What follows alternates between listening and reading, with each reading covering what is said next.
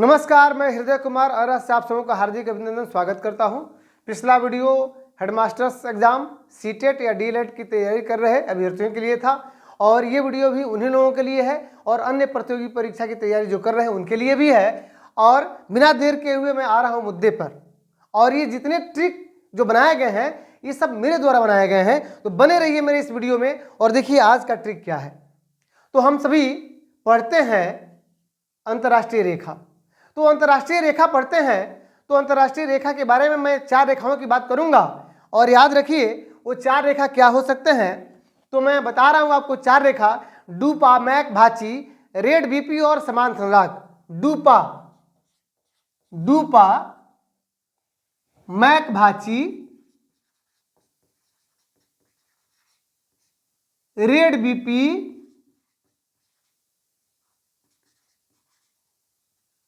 और समान संराग। अगर इतना याद करते हैं, बस अगर याद कर लेते हैं तो आपको 4 अंतर्राष्ट्रीय रेखाओं के बारे में जानकारी हो जाएगी। और ये 4 अंतर्राष्ट्रीय रेखा किस किस देशों के बीच में है आप बढ़िया से जान जाइएगा। चलिए पहला चलते हैं डूपा, DUPA, DUPA। तो DUPA ये हो गया डुरंड रेखा। कौन सी रेखा? डुरंड रेखा। और किस किस के बीच में है? तो P और A के बीच में है, यानी पाकिस्तान और किसके बीच में है? पाकिस्तान वर्सेस अफगानिस्तान के बीच में है। किसके बीच में है? तो पाकिस्तान और अफगानिस्तान के बीच में है। इसको हम डुरंड रेखा कहते हैं। तो डूपा। अब आइए मैक भाची, दूसरा जो है मैक भाची। तो मैक भाची यानी मैक मोहन रेखा है। कौन सी रेखा है? मैक मोहन रेखा है, जो किस किस देश के बीच में है? तो भारत और चीन। भाची यानी भारत वर्सेस किसके? चीन। यानी भारत और चीन के बीच में जो रेखा है वो मैक मोहन रेखा है। उसके बाद आते हैं रेड बीपी, यानी यही रेड बीपी जो है रेड क्लिफ। कौन सी है? रेड क्लिफ जो रेखा है किस किस के बीच में है? तो बीपी, यानी बी मतलब हो गया बी और पी के बीच में है। भारत वर्सेस किसके बीच में है? तो पाकिस्तान। भारत और पाकिस्तान के बीच में है। और अंत में आ रहे हैं समान संराग। क्या कह रहे हैं कि समान संराग। यहां रेड बीपी था, यानी रेड क्लिफ जो है वो किसके बीच में है? भारत और पाकिस्तान के बीच में। समान संराग का मतलब है कि 49वीं समांतर रेखा। और किसके बीच में है? ये वर्सेस है संराग, यानी संयुक्त राष्ट्र किसके बीच में है? सॉरी, ये 49वीं समांतर रेखा जो है वो किसके बीच में है? तो संयुक्त राष्ट्र अमेरिका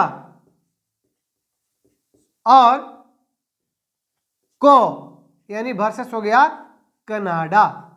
तो इस तरह हमने देखा कि डूपा का अर्थ हुआ कि डुरंड रेखा पाकिस्तान और अफगानिस्तान के बीच में। मैक भाची, मैक मोहन रेखा किसके बीच में? भारत और चीन के बीच में। रेड बीपी यानी ये जो है रेड क्लिफ जो लाइन है वो किसके बीच में? भारत और पाकिस्तान के बीच में। और समान संराग का मतलब हुआ कि 49वीं समांतर रेखा किसके बीच में है? संयुक्त राज्य अमेरिका और कनाडा के बीच में। तो अभी तक अगर आप मेरे चैनल को सब्सक्राइब नहीं किए हैं, अगर मेरे चैनल पे आप नए हैं तो मेरे चैनल को सब्सक्राइब कर लीजिए, बेल आइकन दबा दीजिए ताकि नोटिफिकेशन मिलता रहे और इस तरह का शॉर्ट जो है ट्रिक आप समझ सकें। कहा गया है कि अगर आप किसी परीक्षा की तैयारी करते हैं तो उस परीक्षा की तैयारी के लिए एकदम जोर आजमाइश होनी चाहिए और उसका बेनिफिट भी मिलना चाहिए, फीडबैक भी आना चाहिए। कहा गया है कि फैसला जो भी हो मंजूर होना चाहिए, कि फैसला जो भी हो मंजूर होना चाहिए, इश्क हो या जंग हो भरपूर होना चाहिए और थक गए हाथ ये पत्थर तोड़ते तोड़ते इन हाथों में अब कोहिनूर होना चाहिए। तो मैं चाहता हूं कि अगर आप प्रतियोगिता परीक्षा की तैयारी कर रहे हैं तो आपके हाथों में कोहिनूर जरूर हो। आइए हम दूसरे ट्रिक को समझ रहे हैं। जैसे दूसरा आपका ट्रिक है कि ये सब मेरा डेमो क्लास है, इसके बाद रेगुलरली मैं 30-30 मिनट का क्लास मेरा चलेगा। और मैं आपको बता दूं कि पानीपत का युद्ध यानी पानीपत की जो लड़ाई हुई थी वो 3 हुई थी और ये 3 कौन कौन हुई थी और इसमें किस किस की जीत हुई थी, बहुत आसान तरीके से मैं बता रहा हूं। असम। अगर इतना याद रखते हैं तो पानीपत के युद्ध के बारे में समझ जाएंगे। पहला यानी BE, यहाँ पे लिखेंगे 26, यहाँ पे लिखेंगे 56 और यहाँ पे लिखेंगे 1761, यानी ये 1556 है और ये 1526 है। ठीक है। और दूसरा चीज कि यहाँ लिखेंगे 21 अप्रैल, क्या लिखेंगे, 21 अप्रैल 1526 को, 21 अप्रैल, और यहाँ लिखेंगे 5 नवंबर और यहाँ लिखेंगे क्या, 14 जनवरी। क्या लिखेंगे हम, 14 जनवरी। तो आप देख लिए कि पानीपत का जो 3 युद्ध हुआ था किस किस के बीच हुआ था। तो प्रथम युद्ध, यही जो प्रथम युद्ध है, यही जो है प्रथम युद्ध है B और वर्सेस E के बीच में। B वर्सेस E, B मतलब हो गया क्या चीज, बाबर, और E का मतलब हो गया इब्राहिम लोदी। किसके बीच में, इब्राहिम लोदी के बीच में। ये कब हुआ, 21 अप्रैल 1526 को। दूसरा युद्ध जो हुआ था, जो दूसरा पानीपत का जो युद्ध हुआ वह 5 नवंबर 1556 को हुआ और किस किस के बीच में हुआ, A और H, यानी अहमद शाह अब्दाली और अकबर और हेमू के बीच में। A और H, अकबर और हेमू के बीच में हुआ था। और तीसरा जो युद्ध हुआ वह हुआ आपको 14 जनवरी 1761 को, वह अहमद शाह अब्दाली और मराठों के बीच में हुआ। मराठों का जो नेतृत्व है वो कर रहे थे सदाशिव राव भाऊ, है ना। तो इनके बीच में युद्ध हुआ। अब बात आती है कि मैं बता चुका हूं कि BE मतलब बाबर और इब्राहिम लोदी। ठीक, मैंने A और H क्या है, तो अकबर और किसके बीच में, तो हेमू के बीच में। ठीक है। और तीसरा जो युद्ध हुआ पानीपत का, जो तीसरा युद्ध, वो ASAM लिखे हैं, यानी ASA का मतलब हुआ अहमद शाह अब्दाली और M का मतलब हुआ यानी वर्सेस, इसके बीच में किसके बीच में हुआ, तो मराठा। मराठों का नेतृत्व कौन कर रहे थे, तो सदाशिव राव भाऊ। मराठों का नेतृत्व कौन कर रहे थे, सदाशिव राव भाऊ। तो हम इसको लिख लेंगे कि मराठों का नेतृत्व कौन कर रहे थे, सदाशिव राव भाऊ। तो चलिए अब बात आती है कि इन तीनों युद्ध में विजेता कौन हुआ। तो विजेता के लिए सबसे पहले देखिए BE में पहला लेटर क्या है, B यानी बाबर। प्रथम युद्ध, जो प्रथम पानीपत का युद्ध हुआ उसमें बाबर। जो द्वितीय पानीपत का युद्ध हुआ उसमें A पहले है यानी अकबर। और जो तृतीय पानीपत का जो तीसरा युद्ध हुआ उसमें कौन, ASA यानी अहमद शाह अब्दाली। तो इस तरह से मैंने जो ये ट्रिक बनाया है असम, है ना, इसमें जो पहला जो लेटर है वही विजयी हुआ और किस के बीच में युद्ध हुआ, ये बहुत ही आसान तरीके से हम समझ गए। तो ये जो अहमद शाह अब्दाली कौन था, तो ये अफगान का लुटेरा था और इसने युद्ध किया था मराठों के बीच में। तो पहला ट्रिक आपने ये देखा, दूसरा ट्रिक ये देखा। जाइएगा कहीं मत, जरूर देखते रहिए और आगे मैं बता रहा हूं, ध्यान से देखिएगा। क्या आगे मैं बता रहा हूं, गौर से देखिएगा कि पूर्ण शराब बंदी राज्य कौन से हैं। ज्यादा दिमाग पर जोर नहीं देना है और थोड़े से में ही समझ जाना है। देखिए गांव में नाम होता है बिगुआ, है नहीं, आओ बड़ा नामी बनता रहो। अच्छा, तो बीगू नामी बनता रहो। अच्छा, तो बीगू नामी यानी पूर्ण शराबबंदी जो राज्य है, बी से हो गया बिहार, गु से हो गया गुजरात, ना से हो गया नागालैंड और मी से हो गया क्या चीज, मिजोरम। अब ये राज्य बताया हूं, अगर केंद्र शासित प्रदेश कहा जाए तो इसमें एक और जुड़ जाएगा और वो केंद्र शासित प्रदेश होगा कौन सा, लक्षद्वीप। कौन सा, लक्षद्वीप। केंद्र शासित जो प्रदेश होगा वह लक्षद्वीप होगा। यहां पे हम लिख दे रहेंगे लक्षद्वीप। तो इस तरह से हमारे 4 जो राज्य हैं वो पूर्ण शराबबंदी राज्य हैं भारत में अभी। तो आपने पहला ट्रिक देखा, क्या देखा, डूपा मैक भाची रेड बीपी समान सनाक, शायद याद हो गया आपको। दूसरा में आपने देखा बी आह असम, ये पानीपत के जो तीनों युद्ध हैं उसमें कौन किसके किसके बीच हुई और कौन विजेता हुआ, कब कब हुई। अच्छा, और तीसरा मैंने बताया कि बिहार में भारत में जो पूर्ण शराबबंदी किन किन राज्यों में है, तो बिगु नामी। और चौथा ट्रिक, बहुत ही आसान सा ट्रिक आपको मैं बताने जा रहा हूं कि विश्व में महासागर कितने हैं। तो ये जो महासागर की जो बात है, विश्व में 5 महासागर हैं,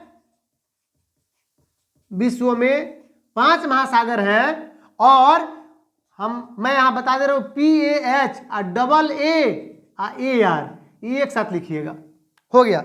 ये 5 महासागर के नाम हम समझ जाएंगे।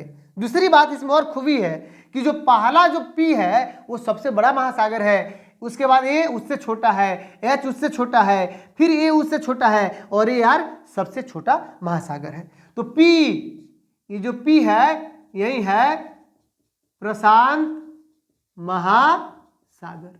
प्रशांत महासागर जो है वो सबसे बड़ा महासागर है और इसका जो क्षेत्रफल है 16,57,23,740, 16,57,23,740 किलोमीटर स्क्वायर यानी वर्ग किलोमीटर है।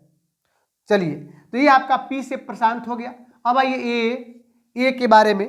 तो ये जो है वो है अटलांटिक। कौन सा महासागर? अटलांटिक महासागर। और ये अटलांटिक जो महासागर है वो प्रशांत महासागर के आधा, यानी कितना है 8,29,63,800। कितना है 8,29,63,800, ये भी किलोमीटर स्क्वायर यानी वर्ग किलोमीटर है। तीसरा जो महासागर है वह क्या है? H से है, यानी हिंद। याद देख रहे हैं PAH तीसरा जो लेटर है। अगर इसको याद रखते हैं पहाड़, लेकिन यहाँ पे AR करना है, तो हिंद महासागर।